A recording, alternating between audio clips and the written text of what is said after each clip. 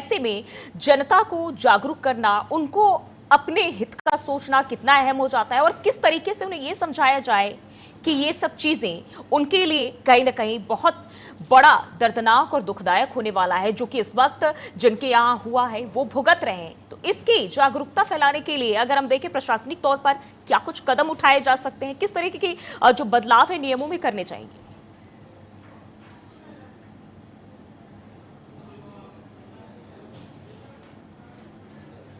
Jain sir,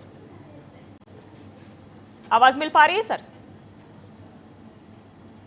ठीक है, लगता है आवाज नहीं मिल पा रही है। हमारे साथ हमारे सहयोगी सतीश लगातार बने हुए। सतीश, अगर हम इस वक्त बात करें, क्योंकि आरोपियों को भी हिरासत में लिया गया है इस मामले में, खुद मुख्यमंत्री ने भी कहा है कि जो भी लोग होंगे उन पर हम एक एक करके एक्शन लेंगे। अब तक अगर हम बात करें कितने लोग, कितने आरोपियों को हिरासत में लिया गया है, और इसी के साथ जो मुख्य आरोपी योगेश वानखेड़े, अगर उसकी बात करते हैं, क्या उसके पुराने जो रिकॉर्ड है वो खंगाले गए हैं, उसको लेकर क्या जानकारी, और साथ ही साथ ये जो कारोबार है इसके तार कहां कहां तक जुड़े होने की अभी तक जानकारी निकल के सामने आई है? जी देखिए कि ऐसे जो कारोबार है, जो ग्रामीण इलाकों में ऐसे बड़े कारोबार है जहाँ पर अवैध रूप से जो शराब की फैक्ट्री है वो चलती है, लेकिन सेल्स टैक्स हो या लिक्विड डिपार्टमेंट हो, वो उसकी तरफ ध्यान नहीं देता है। और ये जो लोग है ये पुलिस को हाथ में लेकर कुछ थोड़ा सा पैसा देकर ये कारोबार चलाया जाता है। हालांकि इस पर पुलिस प्रशासन ने कड़ी कार्रवाई करना बहुत जरूरी है। अभी मुख्यमंत्री देवेंद्र फडणवीस ने कहा कि इसकी जो तफ्तीश हो, तलाश हो, ये एकदम साफ सुथरी हो, जो भी आरोपी है उनको गिरफ्तार किया जाए। जिस तरीके से ये कारोबार चल रहा था, जिस तरीके से इसमें जो कुछ मिलावट हो रही थी, जो केमिकल मिलाया जा रहा था, वो केमिकल फैक्ट्रियां कौन सी है, वो केमिकल कहाँ से आ रहा था, वो केमिकल किस तरीके का था, वो जानलेवा था या कोई केमिकल है जो स्पिरिट जिसको कहलाया जाता है, वो स्पिरिट जो शराब में मिलाया जा रहा था। जो ऐसे जो कारोबार है जो ग्रामीण इलाके के, वहां पर ध्यान देना जरूरी है।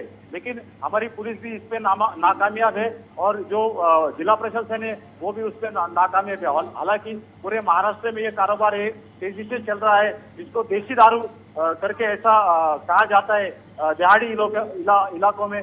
और ये काफी लोग हैं जो रात में, दिन में अपना काम करके रात में शराब पीने का काम करते हैं। उनका जो परिवार है वो इन लोगों से पीड़ित होता है। सतीश, अगर हम बात करते हैं, क्योंकि सुबह से जो मौत के आंकड़े हैं वो 10-11 से होते होते अब 22 तक पहुंच गए हैं, जैसा कि अभी भी आप बता रहे थे, और ऐसे में सवाल ये है कि क्या पहले से किसी तरह की भनक प्रशासन को नहीं लगी जब इतने जो बड़े तौर पर, बड़े पैमाने पर ये सब कुछ चल रहा था? देखिए, जो मैंने पहले भी बताया था कि ये मिलीजुली भगत है। जो पुलिस प्रशासन है या सेल टैक्स डिपार्टमेंट है या दारू नियंत्रण जो अधिकारी है, उनको मेलजोल रहता है। और ये जो गलत कारोबार करने वाले जो लोग हैं, जो अवैध रूप से दारू बनाते हैं, इनको हफ्ता दिया जाता है। हर महीने इनको कुछ ना कुछ राशि दी जाती है। उसके तहत वो किसी भी अवैध धंधे पर कार्रवाई नहीं करते हैं, और अगर कार्रवाई करते हैं तो एक ही आदमी उसमें हिरासत में लिया जाता है और वो जो कारोबार है वो आगे चलता रहता है। यानी कि ये सालों साल का जो सिलसिला है, ये सिलसिला काफी दिनों से चल रहा है और इस पर अभी तक कोई कार्रवाई नहीं की गई। अभी ये जो 22 लोग सामने आए हैं जिनकी मौत हो गई, जिसकी वजह से महाराष्ट्र में और पूरे देश में इसकी खलबली मच चुकी है, और इस पर अभी कार्रवाई करने की जो प्रशासन है वो सोच रहा है। ठीक है, पीके जैन साहब, मैं वापस आपके पास आऊंगी। देखिए, जो बड़ी तादाद में हम देखें अलग अलग राज्यों से इस तरह के जो चीजें सामने आती है, और कहीं ना कहीं जनता और प्रशासन की हम बात करें, हर तरफ से यही होता है कि प्रशासन की कमी है या सरकार की कमी है। सवाल ये भी हो जाता है कि जनता को उनकी भागीदारी तय करने का, उनके हितों की सोचने के लिए किस तरह के पहल करने की जरूरत है, कौन से वो नियम में बदलाव किए जाए जिससे उन्हें भी ये समझ में आए कि भाई ये चीजें हमारे लिए दुखद है और हमें इससे दूरी बनाकर ही रखना होगा। क्योंकि ये जो जिस तरीके की अभी वाकया और घटना अभी हम देख पा रहे हैं, ये हर किसी को झकझोर देने वाला है, हर किसी के दिल में कहीं ना कहीं ये बहुत ही दुख पैदा कर रहा है। देखिए, जो ही इस तरह की कोशिशें होती रहती हैं, क्योंकि एक दारूबंदी अभियान हर सरकार चलाती है। प्रोहिबिशन जो हम जो कॉन्सेप्ट है उसके दो पहलू हैं, एक तो एनफोर्समेंट है, दूसरा एजुकेशन है। तो एनफोर्समेंट तो ये है कि आप जितने दारू बेचने वाले लोग हैं जो इस पूरी चेन में इन्वॉल्व हैं, उसका रॉ मटेरियल देते हैं या जो बना के सप्लाई करते हैं, उनके ऊपर कार्रवाई करना। और दूसरा है एजुकेशन, कि जो पीने वाले लोग हैं उनको सपोर्ट सिस्टम मिले, उनको गाइड किया जाए। तो दारूबंदी अभियान के लिए दोनों चीजों के लिए सरकार की तरफ से बजट मंजूर किया जाता है, खर्च भी होता है।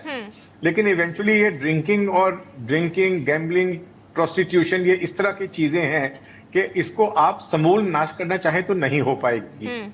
इसलिए इसको लोगों को इसके जब जैसे स्मोकिंग के बारे में है, स्मोकिंग अब हर पैकेट के ऊपर लिखा रहता है कि ये आपकी जान के लिए खतरा है, ये कैंसर कर सकता है, ये इसके ये नुकसान है। इसी तरह से शराबबंदी के बारे में भी सरकार को एक व्यापक मुहिम लेके लोगों को जानकारी देनी चाहिए, और सरकार कुछ हद तक देती भी है। हालांकि वो बहुत ज्यादा लंबा चौड़ा प्रोग्राम नहीं है, लेकिन कुछ हद तक देती है। लेकिन जैसा आपने देखा कि अभी एक लेडी बोल रही थी आपके प्रोग्राम में शुरू में कि मेरे फादर हर रोज शराब पीते थे, हर समय शराब के नशे में रहते थे, और 4-5 बार ऐसा हुआ है, पहले भी खाना नहीं खाते थे। अब ये इसके दुष्परिणाम सबको मालूम है। सरकार ने ये भी कहा कि अगर किसी पर्टिकुलर एरिया में लेडीज नहीं चाहेंगे तो वहां पे अगर शराब की दुकान होगी तो उसको भी बंद कर दिया जाएगा। हालांकि कई जगह पे ये चीजें इंप्लीमेंट होती हैं, कई जगह पे नहीं होती, लेकिन इवेंचुअली कहीं ना कहीं एक सरकार की तरफ से सख्त रवैये की और लोगों की तरफ से अपना भला बुरा सोचने की, दोनों ही चीजों की कमी है।